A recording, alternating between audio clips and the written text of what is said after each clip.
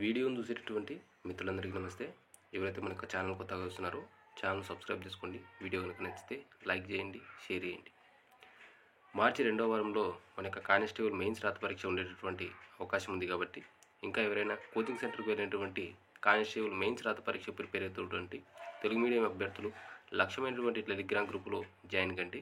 ఈ యొక్క లక్ష్యమైనటువంటి టెలిగ్రామ్ గ్రూపులో ఆల్రెడీ 170 మందికి పైగానే కానిస్టేబుల్ మెయిన్స్ రాత పరీక్ష సంబంధించిన అభ్యర్థులు జాయిన్ అయ్యి నేను ఇచ్చేటటువంటి ప్రణాళికాబద్ధమైనటువంటి టైం టేబుల్ ఫాలో అవుతూ నేను పెట్టేటటువంటి ప్రతిరోజు ఎగ్జామ్స్ రాస్తూ వారి యొక్క కానిస్టేబుల్ మెయిన్స్ రాత పరీక్ష సంబంధించి ప్రిపరేషన్లో ఉన్నారు.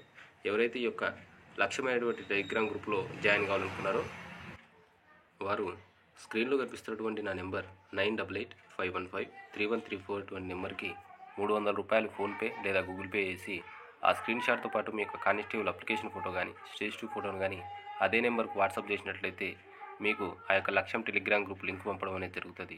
ప్రతిరోజు ప్రణాళికాబద్ధమైనటువంటి టైం టేబుల్ ఇస్తూ ప్రతిరోజు ఎగ్జామ్స్ పెడుతూ మీ యొక్క కానిస్టేబుల్ మెయిన్స్ రాత పరీక్షకు సన్నద్ధం చేయడం అనేది జరుగుతుంది.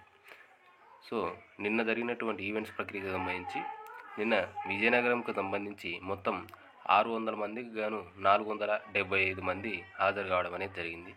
అలాగే విశాఖపట్నంకు సంబంధించి మొత్తం మీద 333 మంది పురుష అభ్యర్థులు హాజరైతే అందులో 258 మంది తదుపరి మెయిన్స్ రాత పరీక్షకైతే ఎన్నిక కావడం అనేది జరిగింది.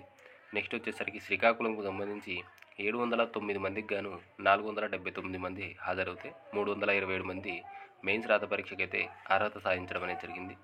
ఆ తర్వాత కాకినాడకు సంబంధించి మొత్తం 506 మంది పాల్గొంటే మొత్తం మీద 350 మంది తదుపరి మెయిన్స్ రాత పరీక్షకు అర్హత సాధించడం అనేది జరిగింది. నెక్స్ట్ వచ్చేసరికి గుంటూరు దగ్గరకు వచ్చేసరికి దాదాపుగా 440 మంది అభ్యర్థులు హాజరైతే అందులో 263 మంది తుదిరాత పరీక్షకైతే ఎన్నిక కావడం అనేది జరిగింది. ఇక కర్నూలు విషయానికి వచ్చేసరికి మొత్తం మీద 600 మందికి గాను 323 మంది హాజరైతే అందులో 243 మంది తుదిరాత పరీక్షకైతే ఎన్నిక కావడం అనేది జరిగింది. వీడియో కనుక నచ్చితే లైక్ చేయండి, షేర్ చేయండి, మన యొక్క ఛానల్ను సబ్స్క్రైబ్ చేసుకోండి. Thank you.